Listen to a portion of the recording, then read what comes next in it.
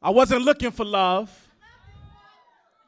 but love was definitely looking for me. I know because I caught her looking at me, she introduced herself as poetry. Said she was a woke bartender, she was known for pouring dreams. And she pulled one up for me.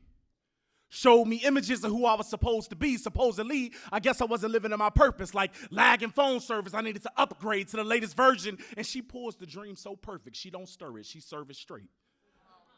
With one or two I love yous, and all of a sudden I had all new views. Couldn't tell you how many dreams of drink she introduced me to. We had such a magnetic connection, but I was still just a son to her. Told me I could change the whole world if I could find a way to bring the sun to her. Told me all I had to do was raise a pen to summon her, but that would still only give me access to some of her because poetry, well, poetry is promiscuous.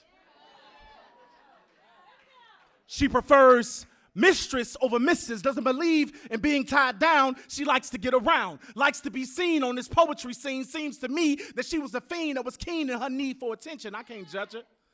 Shit, the only reason we met is because she caught me slipping. Called me low in my trauma. She was the one that convinced me that finding my voice in her would be easier than finding my father, and I can't cap. I can't cap. She told the facts. I know way more poems than I know locations where he be at, so I guess I got to make my peace with that I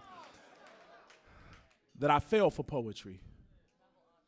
On all those nights where I still questioned love. Every time I looked in the mirror, didn't quite know who I was. Poetry was there to give me a hug, and don't get me wrong, we ain't always get it right. We got into it some nights. She blocked me from being able to write, had the pen in hand, but the page was white, hard, heavy. And don't get me wrong, we didn't always get it right. We got into it some nights. She started some fights, blocked me from being able to write. Had the pen in hand, but the page was white. Heart heavy, but the paper light. Leaf loose, but the phrasing tight. But it was still nothing like listening to poetry on a windy night. I still prefer her company over mine any night. And when we would get it right, shit, it was like free entry at the open mic. Like we owned the night and owned the right to love without being judged. There's been so many moments in my life, man, where I felt like I lost everything I had. Poetry would show up to my door with 2 pens and 5 pads and tell me to write down everything that made me feel bad. And we get engaged. We be in a rage. I stopped to tell her a thought. She like, that's fire. Now just leave it on the page and the heat would be hot. The heat would be hot like it should come with a warning. I tell her I love what I'm writing. She like, yeah, but just wait until you perform it. Wait until you get booked on stages across this nation just from the words you be saying. She told me she'd be with me and I'd never give us up. Said she'd be at every show even though she'd be chilling in the cut. Said the beautiful thing about the art of this poetry is that the paper will never interrupt. Poetry.